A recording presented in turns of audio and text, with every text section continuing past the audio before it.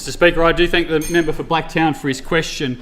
Gas plays a critical role in the New South Wales energy supply. We know how important it is for households, for business, for heating, for hot water and cooking. And I know that the member for Blacktown is a strong advocate for manufacturing businesses in Western Sydney, but gas is a vital part of continuing manufacturing in New South Wales in the next 4 decades or so. So, Mr Speaker, it's also a critical commodity for farmers, because it's no coincidence that the biggest producer of ammonia in Australia is in Pilliga, where there's a plentiful gas supply. And of course, that it is a very important element for fertilisers for our farmers in New South Wales as well. So we know that gas will play an important role in our energy transition in New South Wales, providing a source of firming power to support a renewables-led grid. Gas makes up between 5 and 10% of our energy mix and plays a key role in supporting those industries I talked about. And that's why securing a domestic gas supply is essential for New South Wales. Now, Mr Speaker, the Minns government could have delayed action on this or avoided hard decisions and left supply uncertain, but we've instead taken a practical approach, made tough decisions for a more secure tomorrow. We're progressing the Narrabri gas project, a critical part of our energy security plan, up to 70 petajoules a year for 25 years. It's around half of New South Wales's gas demand. Supply reserved for the domestic market. The project has been through rigorous planning and environmental approvals, including the Independent Planning Commission. We've made every approval required, and we're working to ensure the pipelines are delivered. I understand that Santos are continuing to work with landholders to secure agreements to 2 necessary pipelines for the project. So we're doing what we can to get things off the ground, and we need everything else to get moving, to get on board as soon as possible. As the Premier has already said, we will consider compulsory acquisitions if required to ensure that the pipelines can be delivered and that the project gets going. And where needed, we'll take further steps to get this project moving, because energy security cannot be left to chance. We've been clear with Santos and the broader community about the need to deliver this project. The Coalition, however, couldn't reach a decision on it over their time in government, 12 years in government, and 3 years after the election, they still can't decide if they want it to go ahead. The leader of the Nationals was asked about it as soon as he got his job as leader, and his response was, "I don't have a position yet."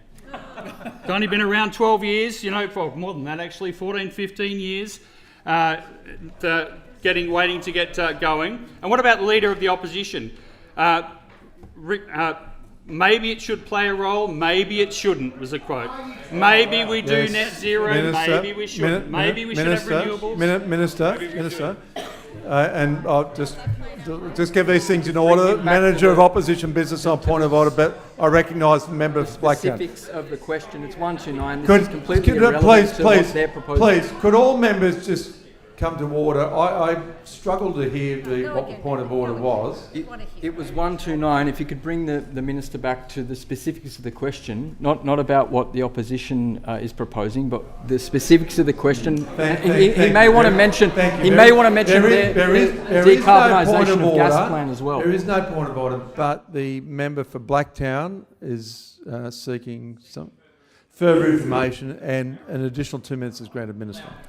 Thanks, Mr Speaker, and thanks to the member for Blacktown. Member for Oatley.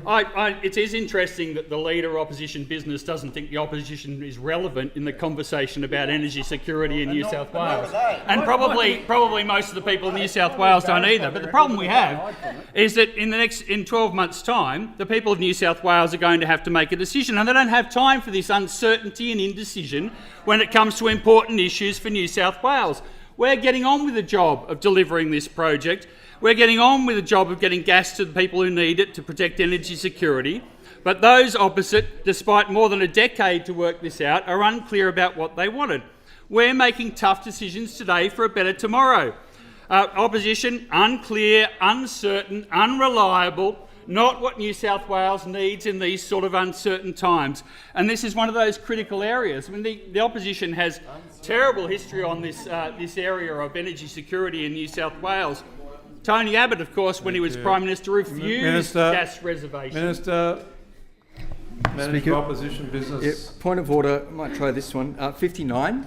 It's Hold speaking it. of irrelevance and tedious repetition. He's been saying the same thing in a different way for the last minute and a half. 59. Let me just look at it carefully. Oh, you studying? Let me look at Mr. 59 Speaker? carefully. Studying? Yes. Thank you. Yes. Excellent point of order, but it's not being upheld. Minister. Mr. Speaker, speaking of tedious repetition, we tediously repeat the uncertainty on the opposition side, the division. They split again on energy security in this place last week in a vote. I'm going to stop the clock. The people of New South Wales I'm going to can stop have the no clock. confidence. I'll stop the clock. I want to talk about uncertainty. What about the minister's own colleagues? Michael Daly, Penny Sharp, Janelle Saffin, all frontbench colleagues who have once been against that project. Member for 129. Coffs Harbour will now Come in. remove himself from the chamber under Standing Order 249A until the end of question time. Mr. Speaker, I invite the Leader of the Nationals to go back and read my 2012 excellent speech on this project, where I talked about exactly what would happen if the federal government failed to protect domestic gas policies when Gladstone opened. But the point here is that the opposition is unclear, uncertain, unreliable on a vital matter of energy security for New South Wales, and you can't trust them with it.